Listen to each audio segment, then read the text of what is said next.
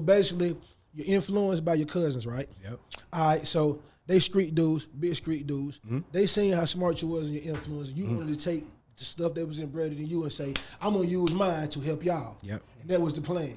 But as you starting to hang with them, you starting to get pulled more and more into it. Started to get a taste. Okay, so at this time, you in high school now? I just graduated from high school. I graduated from high school in '88. So the next year, that summer going into that winter is when I went down to LA and really took a turn. What high school you went to? John F. Kennedy, Richmond, California. Mm-hmm. Yeah. Okay. Yeah. Okay. Mm-hmm. Ryan was in DC, and TR had come to town looking for work and looking for me to plug him with my cousins. And so, we did some math and figured that it's probably best for us to go back to DC as opposed to him to come there. And Ryan was already in DC, so it just started making more sense for I could go to DC.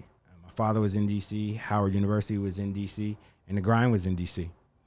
And so that's, kind of picked up and moved out there, and things took some different turns there. But so you brought the Cali with you? Yeah. All right, so now, boom. I bought all forms of the Cali with me. So you get to Howard, and what kind of stuff you brought with you? Because I want us to explain culture too, because a lot of people see these videos and they see YouTube and this, and I know a lot of these things now don't really depict like. Well, nobody's gonna believe it coming from me. Of The way I look, the way I talk, it's the story of my life. Right people don't believe it. Yeah, I'm trying to tell you. I'm telling you. The people that matter gonna be like, yeah.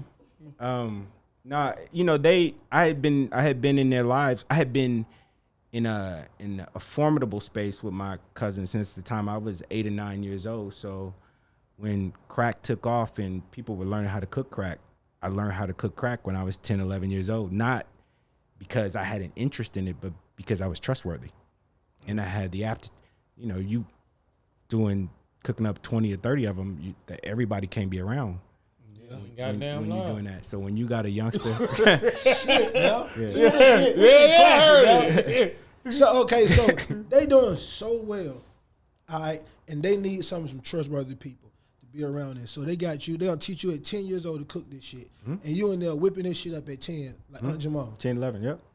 Shit, no. Not makes sense. But you weren't doing that. You was just riding the bike. I was just on the bicycle. You was just on the bike. I ain't got that for a 10. But in all fairness, what happened was, as I mentioned earlier, my mother and their mother were sisters. So they had made a promise to my mom that they wouldn't have me out in the streets.